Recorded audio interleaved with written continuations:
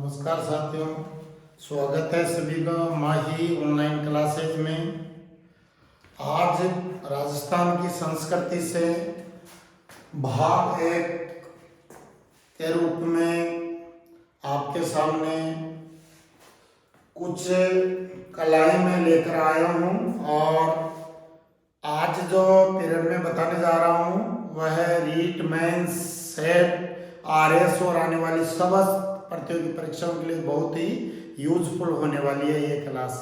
देखिए, राजस्थान जो अपनी संस्कृति के लिए पूरी दुनिया में प्रसिद्ध है, राजस्थान की संस्कृति का वैश्विक स्तर पर अनुसरण किया जाता है। यहाँ के जो संगीत है, नृत्य है, लोक कलाएँ हैं और भी कलाएँ हैं, हस्तशिल्प है, उसका लोहा पूरी दुनिया मानती है।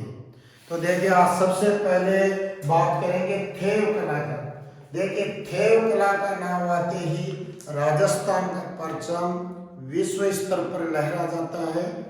ये जो थेव कला, इसमें से बार बार क्वेश्चन आते हैं और बहुत ही अच्छे क्वेश्चन भी बनते हैं। आपको ये ध्यान होना चाहिए कि थेव कला आखिर है क्या, किस क्षेत्र से है, इसकी क्या खास बातें हैं। तो देखिए, जो थेव कला है इसका जो संबंध है वह प्रतापगढ़ जिले से है।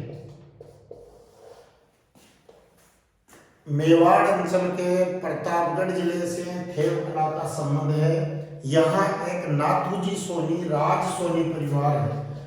नाथूजी सोनी, जिसको राज सोनी परिवार बोलते हैं, नाथूजी सोनी इस कला के मूल पुरुष थे।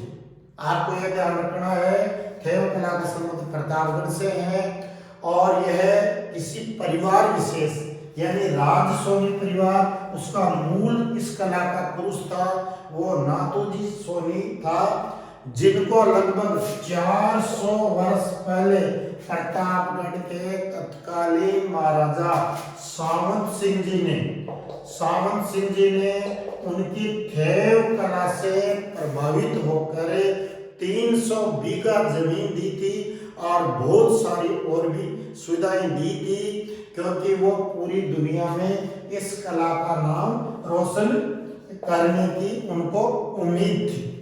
अब देखिए, ये जो कला है, इस कला की खास बात यह है कि यह किसी एक परिवार तक सीमित है अभी भी। दूसरी बात है कि इस परिवार में भी केवल पुरुष ही इस कला के मूर्धन्य विद्वान हैं। वो जो पुरुष हैं वो पुरुष ही इस कला के मर्मज्ञ और जानकार हैं। स्त्रियों को इस कला के बारे में नहीं बताया जाता है, ताकि इस कला के जो राज है वह है अपने तक ही, अपने परिवार तक रहे। इस कला के कुछ अन्य कलाकार हैं, जैसे जगदीश राज सोनी, राजेंद्र सोनी, और इस कला के 12 कलाकारों को, साथ याद रखिए, 12 कलाकारों को 1966 से लेके 2005 तक राष्ट्रीय वस्त्र मंत्रालय द्वारा राष्ट्रीय स्तर का जो है कला पुरस्कार भी मिल चुका है। और इस परिवार के जगदीश राज सोनी को तो राष्ट्रपति, माननीय राष्ट्रपति स्वर्गीय एपीजे अब्दुल कलाम आजाद के हाथों से शिल्प गुरु सम्मान भी मिला है। और ये जो कला है वह ब्रिटिश इनसाइक्लोपीडिया में भी दर्ज है। तो यह बहुत ही महत्वपूर्ण है। थेव कला के बारे में काफी क्वेश्चन आते हैं, इसको जानना बहुत ही जरूरी है।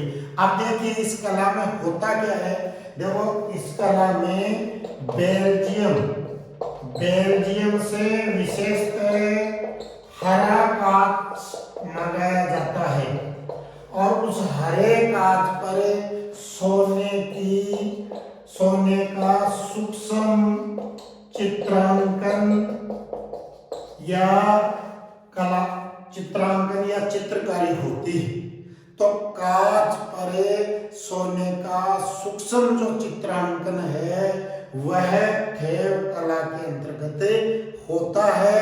और प्रतापगढ़ की एक सलामपुर झंडी गली है, उस गली में ये सारा परिवार रहता है, इस कला को बचाए हुए है, अपने तक वो समेटे हुए है। और इस कला के कारण राजस्थान पूरे विश्व के कला जगत में नक्शे पर है।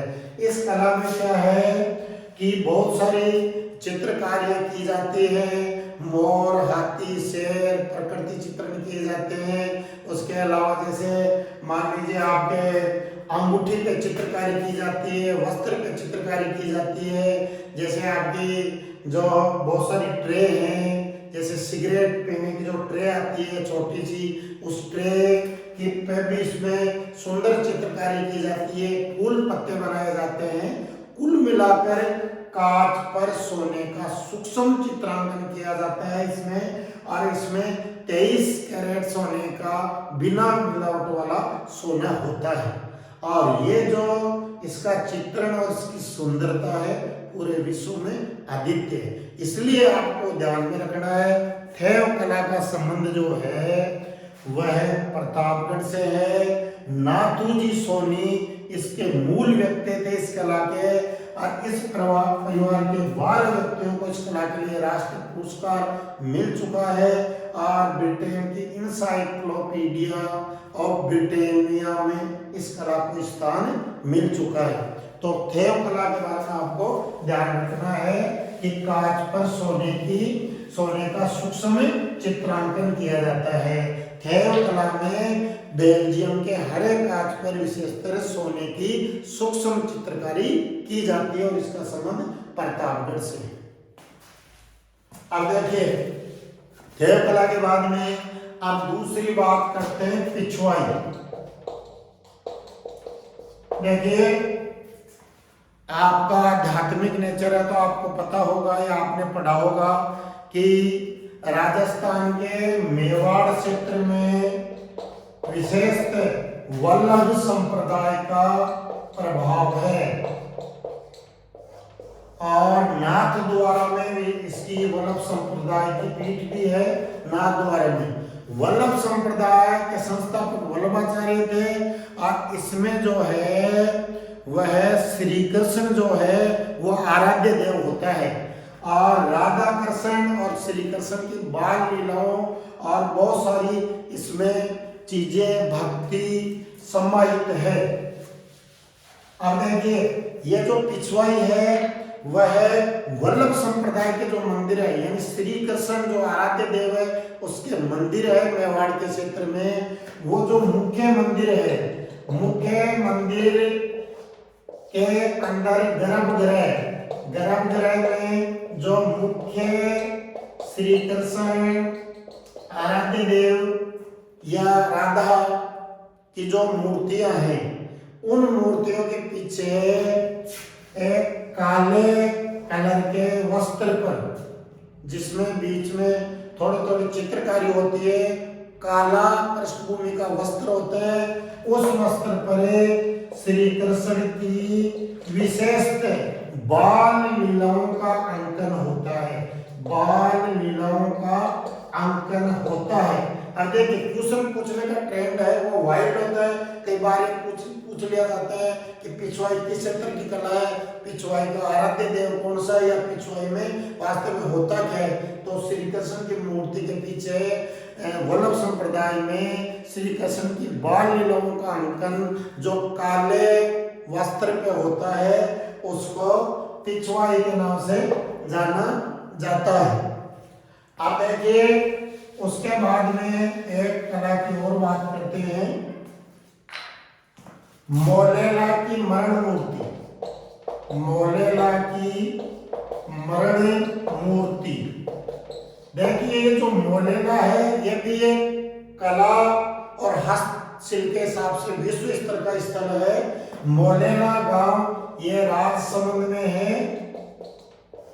अभी पिछले पीढ़ों में मैंने बताया था भावना जाट जो राजसमंद की है, उसी जगह मोलेला है आसपास। और मोलेला की जो है मिट्टी से बनी हुई मूर्तियां और खिलौने पूरी दुनिया में प्रसिद्ध है।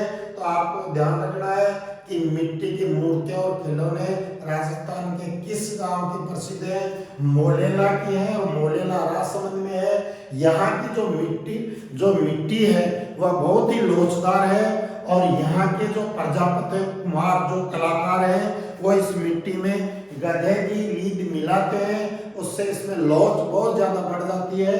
और यहाँ बहुत ही राष्ट्रीय पुरस्कार प्राप्त उत्कृष्ट कलाकारों का एक पूरा मोहल्ला है जो कि इस कला को जीवित रखे हुए है। और ये मोहल्ला की मरण मूर्ति अंतर्राष्ट्रीय स्तर पर इनकी मांग बनी रहती है। तो साथियों ये जो पीरियड है ये बहुत ही आपको यूजफुल होने वाला है। इसी प्रकार राजस्थान की संस्कृति भाग 2, भाग 3 और भाग 4, भाग 5 के रूप में हम जल्दी लेकर वापस आएंगे। चैनल को लाइक करें, सब्सक्राइब करें और शेयर करें। Thank you.